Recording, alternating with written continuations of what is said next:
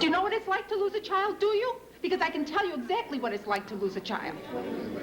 Well, it's terrible. And when it's due to chemicals, it's even worse. Much worse. So it's about time you people woke up and stopped fooling around here and do something. Do something decent. And care about the people that live in this city. I won't stay in this city. I don't want to. And I was born and raised here, and I always stood up for this city. 42 years I've been in this city. And now I don't give a darn about it.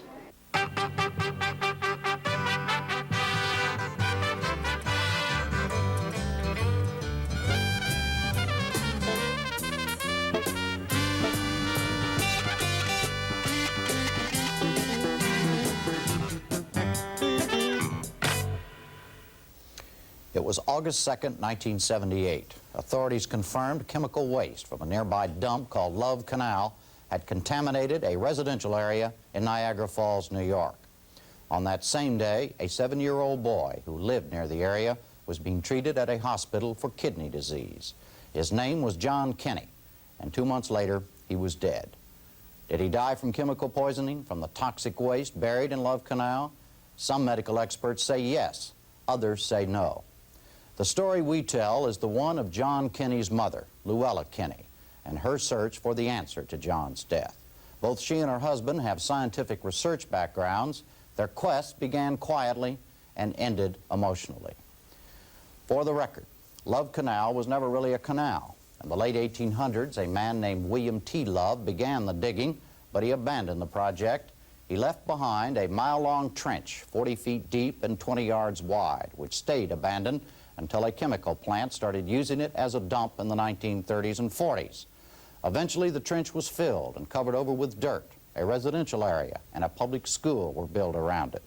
That school is now closed. 6 blocks of that neighborhood are fenced off, declared uninhabitable. The Kenny family lived several blocks from the officially declared contaminated area, but they moved out of their house as well.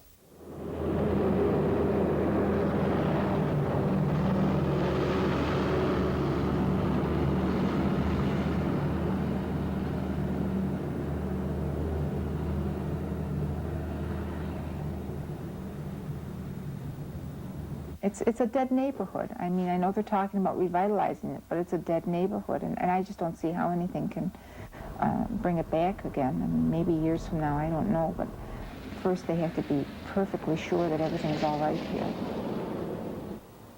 You see the fence, and it's rather desolate. It looks worse in the wintertime than even in the summertime because the snow is there, and it just looks so bleak.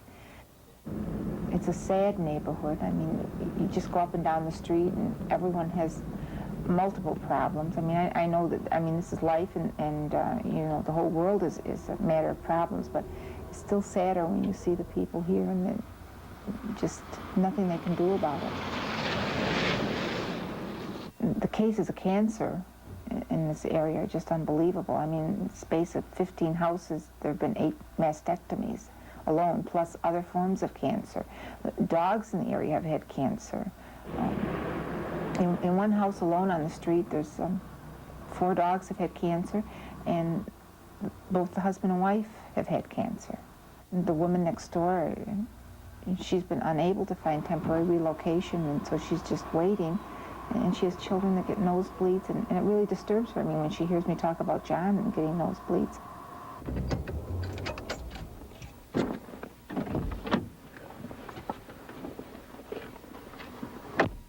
We left here in September, and we've been gone now for several weeks, and yet somehow I have no feeling. I mean, this isn't home anymore. I usually call it the house. I'm going to the house. I'm not going home.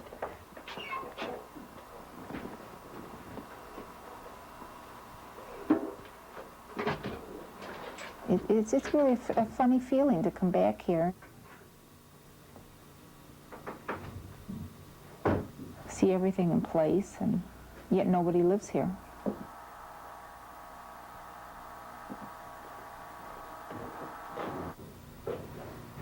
The furniture is here. The furnace is turned down, so it's cold. Somehow or another, the plants are thriving, although they look a little yellow now with maybe the cold weather, I don't know.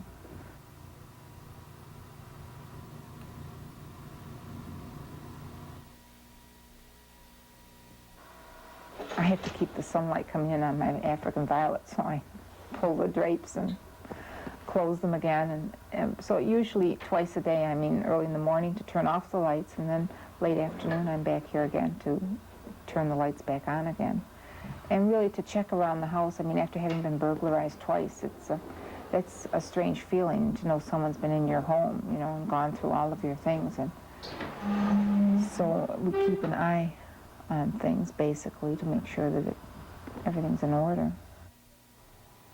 I still wonder what's going to happen on that day, that final day when we make the final move and just leave here. I think it's going to be extremely difficult because, I mean, I can still see John running around, and I mean, in this room, I can still see John lying on this couch that last Sunday he was home, you know, and struggling to breathe and everything. And I mean, maybe those are bad memories, but the good memories are there too. All of our memories were here. I mean, I can still look out in the backyard and I can see him playing on the swing set out there, or the pool, he bouncing the ball. He was trying to count how many times he could bounce this ball, and I can still see him sitting there. I mean, when we leave this house, I'll have those memories, but they're not the same. I really didn't want it to be chemicals that caused his death. But I mean, now I know that it was, and I won't keep quiet about it. And I really feel that I have to, you know as much about it as possible. Well, we liked the whole area. It was just like you were in the country, but still you had all the conveniences of being in the city. It's wooded. There's a creek going through the property. The children would have a lot of room to play, and especially with little boys, that the stream, they could throw in a fishing rod, and there's just a lot for them to do. I mean, the school was located next door. They could walk out the backyard into the school. They could walk to the other end of the property and fish. It's almost 1 acre of land, 9/10 of an acre of land, all wooded, and like a park-like setting with this, creek behind and school nearby. And it was just, we thought, in a very idyllic setting. Norman and Luella Kenny's idyllic setting is located over an old stream bed directly in the path of the chemicals migrating out of the 25-year-old Love Canal dump site. The health survey tracked the chemical migration and the disease associated with it. There have been 50 miscarriages, stillbirths, and crib deaths. 34 birth defects were reported. The 19 nervous breakdowns represented here mean either a suicide attempt or an admission to a mental hospital. And there have been 39 cases of kidney and bladder disease. Dr. Beverly Pagan of the nationally known Roswell Park Cancer Research Institute assembled the data. I remember one day when I showed her the map of urinary disease, kidney and bladder trouble. And I think that made a great impression on her, because it wasn't only John. There was a lot of people who were having various kinds of kidney trouble and bladder trouble, and it was depended on where they lived in Love Canal, whether they were along an old stream or not. Well, it was one morning in June, I mean, to be exact, the 6th of June, and Norman was away on business, and he woke up one morning, his eyes were all swollen, and I thought, well, he must have some allergy or something. I called the doctor, and I took him to the doctor's office 2 days later, and John was going to be 7, and it was funny because his older brother, when he was 7, suddenly had all these allergies pop up. So when they told me it was an allergy, I just, accepted it. They usually start with symptoms of being puffy. A lot of times they're thought to have allergies because their eyelids will be a little bit puffy. And then later on, it seems like their clothes don't fit. And that's because they're starting to get retain water. Mm-hmm. And that's how John started. By this time, it was 3 weeks after the onset of the symptoms. And at that time, his urine was checked. This was the 1st of July of '78. And there was protein in his urine, and I was told to take him immediately to the hospital, where they would do further tests to see if it was indeed nephrosis, which is what was suspected. Most children with nephrosis do very well. They may have a relapse sometime shortly after the initial episode, but most of them go on to lead perfectly normal, healthy lives with no further recurrences. He just didn't look right to me at all. I mean, he looked so sick, and I was afraid to even leave him alone. So I said to Norman, I said, well, I'm staying with him all night long, which it was really a good thing that I did, because in the middle of the night, I heard these strange sounds, and I started calling him, and there was just no response. In this time, he was admitted with convulsions, and he was thoroughly worked up by not only by the medical people but the neurologists. We could not find any cause at that time. So he was put in the intensive care unit and in Children's Hospital, and they did further tests. They put him on phenobarb and I don't know, all kinds of medication. And finally, after about a day and a half, would you say, he began coming out of this coma. But Monday he was having all of these hallucinations. I mean, he could tell, oh, wipe that red stuff off your face, or you'd see, you know, faces hanging and rain coming down and all sorts of things. But they said that was just A normal aftermath of a convulsive right. state. I believe John's hallucinations were extraordinarily significant. First of all, they were documented by several nurses and his mother. So we know that they were real. They were coming in an 8-year-old child who was seeing the kind of visual hallucinations that he has, indicates to me that they were very real to him and were not of psychiatric origin. So then the next morning, though, he still wasn't. Monday morning, he wasn't good, and we rushed him to Children's Hospital, and they took one look at him, and they didn't know what was going on. They took all kinds of chest x-rays, and they couldn't find anything. And Tuesday morning when we were leaving, one of the doctors called us aside and said they weren't sure what was happening, but they were, you know, following a procedure, you know, and checking everything out. And so when I went home, I felt pretty good. So Wednesday morning, I went to work, and I told them I was taking the rest of the week off. I felt good because I felt, well, here was the turning point, you know, and John will get better. So on the way to the hospital, I stopped and brought him a toothbrush and so on and so forth. When I got there, Luella and I went down 10 o'clock in the morning to see him. And as soon as I walked in that room, I knew that was the first time it hit me that, you know, something was, you know, drastically wrong, and that I realized for the first time then that, you know, he's close to death. And even then, though, he was, you know, he tried to talk in between gasping, and we brought his little dog for him, and he was a little disinterested in that at the time, and you know, we held his hand and so on, and the Dr. Belaya came over and told us, you know, they were still working on tests and so on, and they had consulted pulmonary specialists that had been in, you know, and they were still baffled. We couldn't quite figure out what was going on. Things were happening so rapidly. But, you know, I knew something was drastically wrong then. So we left him at that time, and that was the last time we saw him.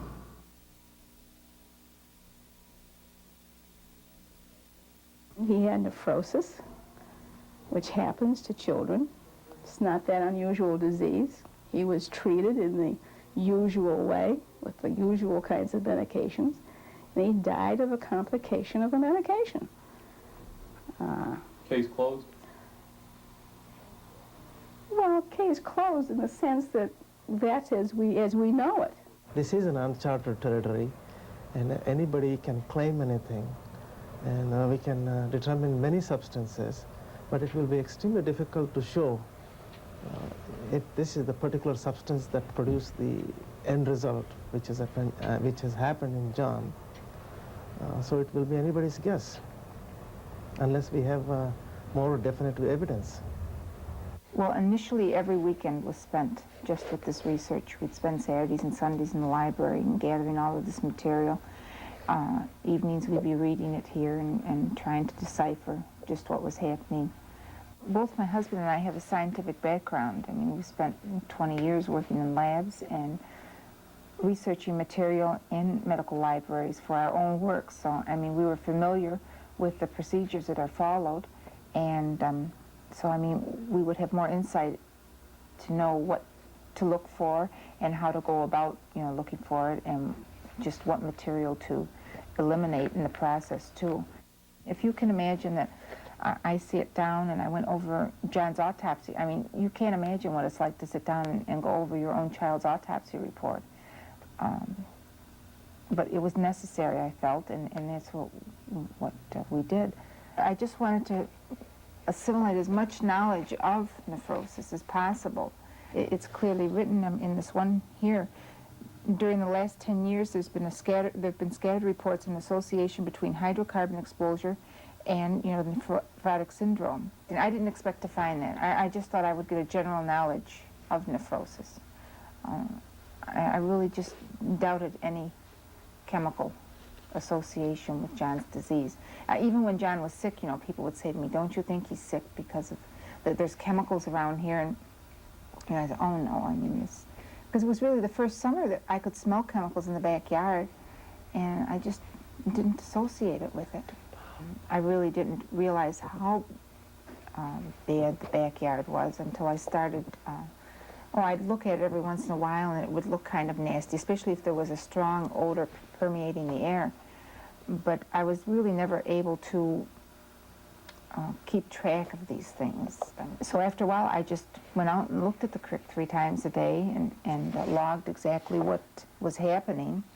Well, this was a rather long report. It was on the 19th of August, 1979, 3 p.m. Water is clear, level is low below drain. That's a drain that comes from the outfall at the creek. Orange is present on left side and a tiny amount by the drain. This orange could be the results of old pipes in the creek, but it's hard to tell as yet. In private conversations with people, with my contacts within the State Health Department, I was advised in early August that there was an open storm sewer which was dumping Love Canal leachate into Black Creek.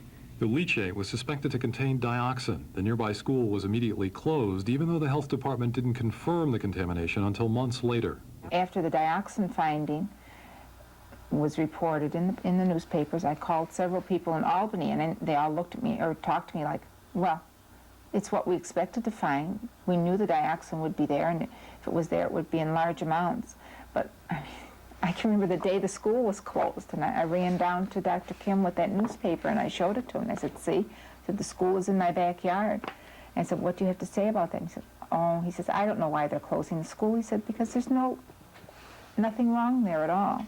It was hard for me to imagine dioxin getting all the way over to Black Creek at that time, at the time of John Kenny's death, because it's blocks away.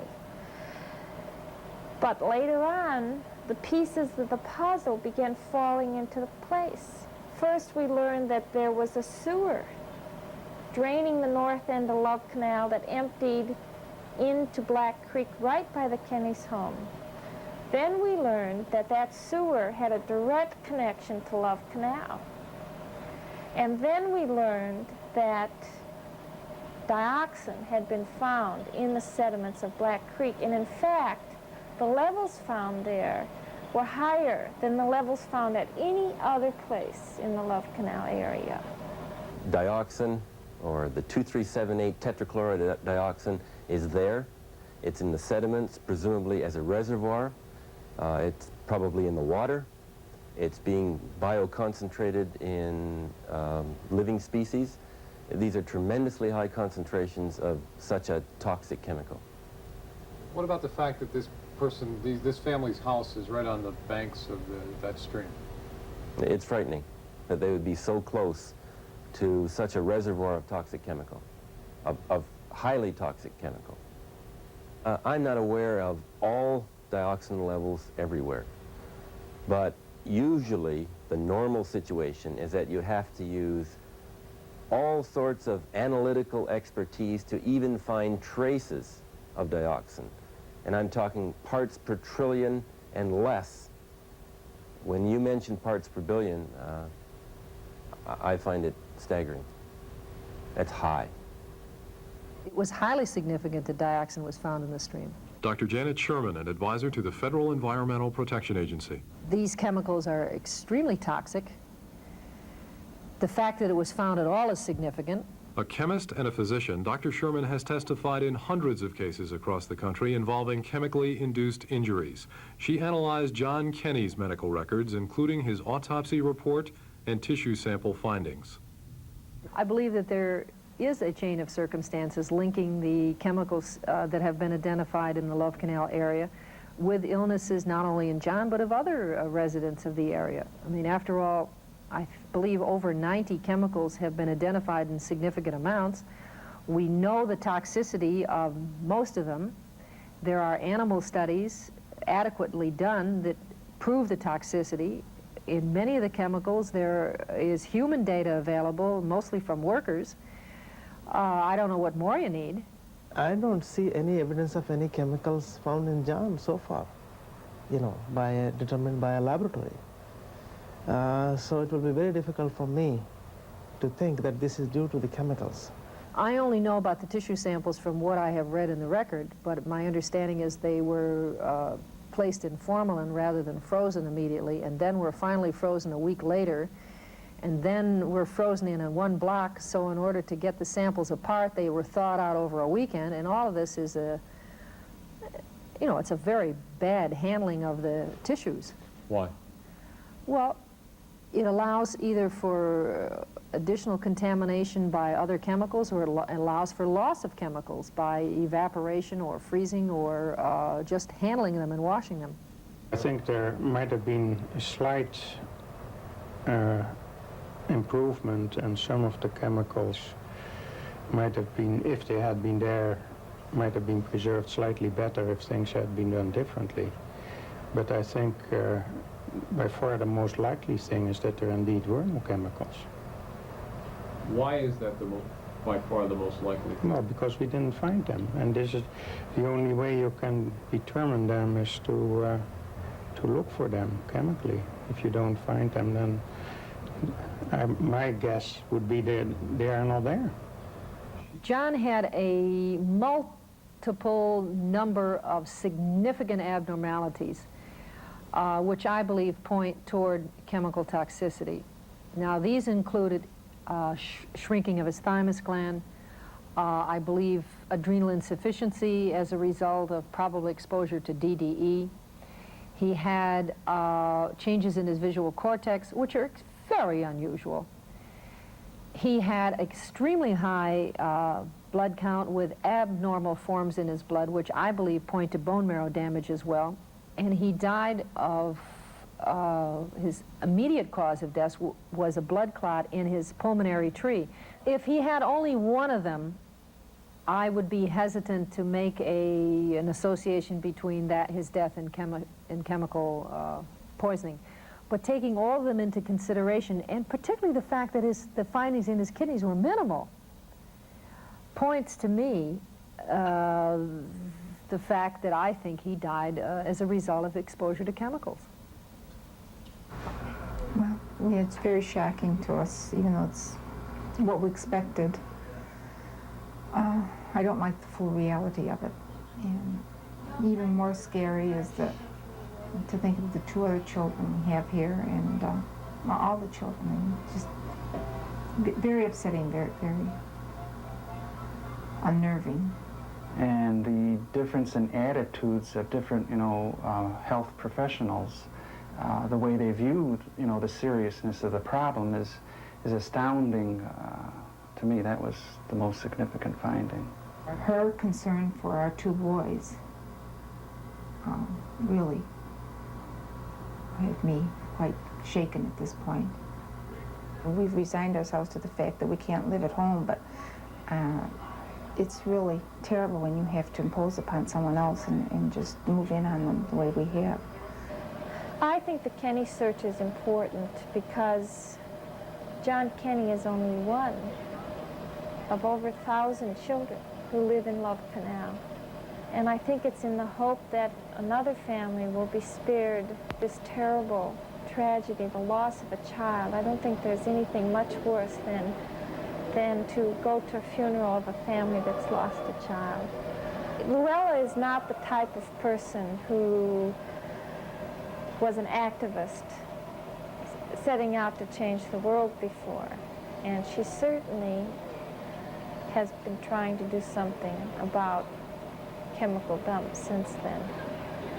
Do you know what it's like to lose a child, do you? Because I can tell you exactly what it's like to lose a child. Well, it's terrible. And when it's due to chemicals, it's even worse. Much worse.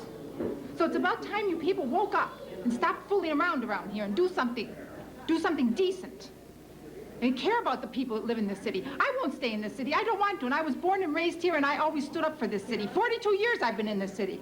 And now I don't give a darn about it. I came to know her just after John's death, but she seemed to me to be a very quiet, accepting person, very solid, responsible, conscientious, and not questioning authority. The kind of person who believed what the health department would tell her, believed what institutions and what they did. Can you tell me when I won't be cramped up into 4 little rooms with my mother-in-law? I mean, a very good mother-in-law. Can you tell me all those things? No, I can't. Can you tell me when I'm not going to lose any more children because one is already dead? Please tell me those things. That's what I want to know. What are these people that are still living there? This task force has not been delegated neither the authority nor money. So I Well, I think it's your duty to find out where the money is in the authority. At least consider the people once in a while. Consider them. I'm shaking now. I know I am too. Why do you have to blurt out things like that to them? And it doesn't even touch them, Luella. It doesn't bother them. Nothing bothers them. They don't care. And how do we know what's wrong with our kids already? How do we know what's going to happen in a few years? We don't. We don't know what's going to happen. That's the problem. John was over 2 years old. They evacuate the ones under 2 years old. He was over 2 years old. It showed up afterwards. That's right. He was 7. Oh, Liz. Someday, there has to be justice, I feel. It was hard the first time I heard someone say that John's death was due to chemicals, and I was really angry the first time I saw it on television, and I felt it was really an invasion of our privacy. I saw what was necessary, what had to be done, and I think we learned the truth, and I think it's important that everyone knows what has happened. It's unlikely that a final truth about John's death, believed and supported by all experts, will ever emerge. The Kennys have since moved into a permanent new home away from Love Canal. For them, at least, the agony of the search is over. But other agonies will always remain. For US Chronicle, I'm Jim Lara. Thank you.